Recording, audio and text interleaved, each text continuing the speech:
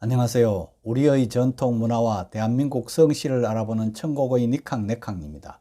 여러분, 이 채널에서는 우리나라 성씨에 대해서 하나씩 알아보고 있는데요. 그동안 김씨, 이씨, 박씨, 최씨, 정씨 등 5대 성씨를 비롯하여 권씨까지 우리나라에서 인구가 가장 많다는 15가지 성씨에 대해서 알아보았죠.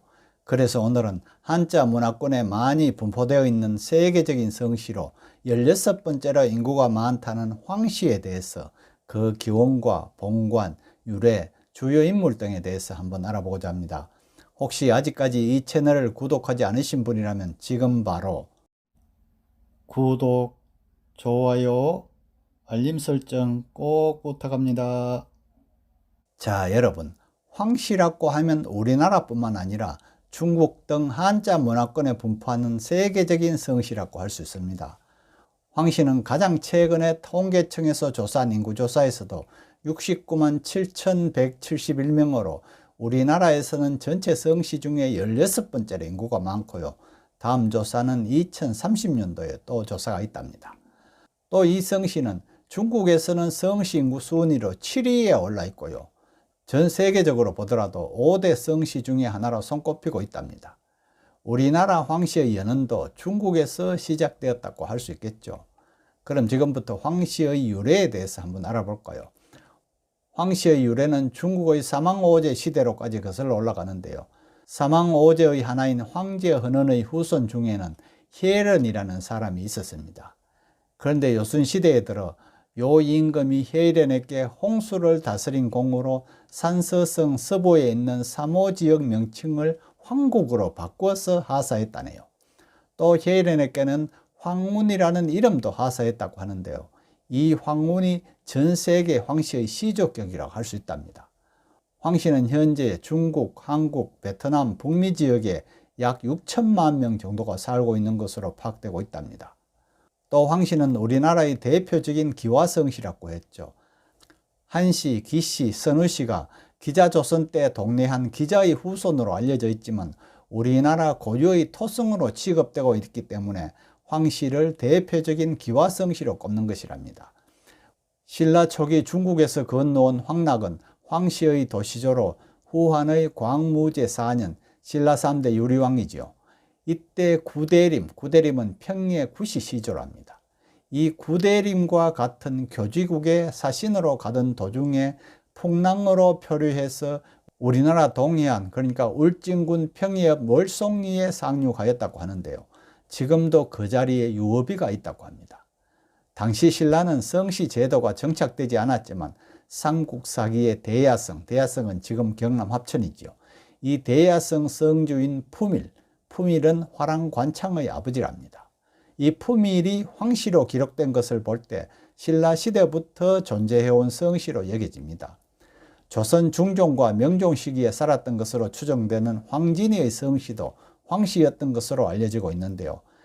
그녀는 황씨성을 갖고 있던 황진사의 서녀로 태어나 개성의 기생이 되고 박연폭포, 서경덕과 함께 송도 삼절로 지칭되었다고 합니다. 지금 전해지는 황씨의 대부분은 누를 황자를 쓰는 황씨지만 임금 황자를 쓰는 황씨가 232명으로 당시에 191위, 또 웅덩이 황자와 거칠 황자를 쓰는 사람도 소수성으로 존재하고 있답니다. 물론 이들 중에는 기와한 성일 수도 있고요. 경우에 따라서는 누를황이라는 한자를 잘못 써서 조사한 경우도 있을 수도 있다는 말씀을 드립니다. 그리고 황씨가 고집이 세다는 말 들어보셨죠? 왜 그런 말이 나왔는지 잠깐 알아보고 넘어가겠습니다. 조선 영조 때 집암 황순성 선생 때문에 황소고집이라는 말이 생겼다고 하는데요. 그는 동네 앞에 다리를 덮은 흙이 석회과루가 섞여 있는 걸 보고 무덤에서 가져왔다고 하여 평생 다리 위를 다니지 않았다는 이야기도 있고요. 또 친구의 부의 소식을 듣고 일주일이나 걸리는 집으로 가서 의복을 정지하고 문상을 했다는 이야기도 있습니다. 또 하인이 논에서 방귀를 뀌는 것을 보고 논에 물 떼고 또 물빼기를 3년 동안 하고 나서야 비로소 농사를 지어 제사를 모셨다는 이야기 등으로 인해 황씨가 원칙주의적이고 고집 있는 성품으로 여겨진 것이죠. 그럼 황씨의 본관에 대해서 간략하게 한번 알아볼까요? 한국의 황씨는 68개 정도의 본관이 있는 것으로 알려져 있습니다. 물론 지금도 성을 새로 만들거나 기화하는 황씨가 있어 약간의 변화는 있습니다. 하지만 현존하는 본관은 평해황씨, 장수황씨, 창원황씨를 비롯하여 우주, 상주, 회덕, 덕산, 제안, 황주, 선산, 성주, 경주, 항주, 관성 이렇게 15개 정도인데요. 그 중에서 창원, 장수, 평해의 3대 본관이 대부분이라고 합니다. 본관별 유래와 자세한 내용은 다음에 본관별 성씨를 알아보는 시간에 자세히 알아보지만 오늘은 창원, 장수, 평해황씨에 대해서만 간략하게 알아보겠습니다. 먼저 창원황씨는 주로 영남, 남해안 지역에 거주를 하고 있고요. 장수황씨는 주로 호남과 중부지역, 평해황씨는 동해안과 영동 지역에 각각 거주하고 있답니다. 또 회덕황씨는 충남과 경북 영일과 경주에, 상주황씨는 경기도에, 우주황씨는 전북 전주 이런에 많이 살고 있고요. 그리고 남한에 70만 명이, 북한에는 20만 명 정도가 살고 있는 것으로 추산됩니다. 창원, 장수, 평해의 본관을 삼게 된 것은 도시조 황락의 후손 중에 3형제가 있었는데요. 그중 큰아들 황각고는 기성구운에 봉해지고 둘째 아들 황얼고는 장수구운에, 셋째 황병고는 창원백에 봉해졌기 때문에 3본관을 삼게 되었다고 전하고 있답니다. 하지만 이는 신라시대 궁과 백이라는 벼슬이 없었기 때문에 역사적 사실로 인정하기는 어렵습니다. 따라서 장수황씨 측이나 일부에서는 삼형제의 존재를 부인하는 견해도 있죠. 창원황씨는 황씨 본관 중에서 가장 인구가 많고요. 이들은 황씨의 도시조인 황락의 셋째 아들 황병고의 후손으로 알려져 있답니다. 황병고가 창원백에 봉해지면서 창원황씨를 이루었다고 전해지지만 이후 세계는 실전되어 알 수가 없다고 합니다. 창원황씨는 시조를 달리하는 8개의 파가 있다고 합니다. 이 8개 계통은 시중공계, 공희공계, 호장공계 이렇게 있는데요. 그 중에 3대 파인 토왕으로 불리는 시중공계와 당황으로 불리는 공희공계, 그리고 호장공계 등의 관계는 뚜렷이 밝혀진 바는 없고 족보도 각기 따로 편찬하고 있답니다.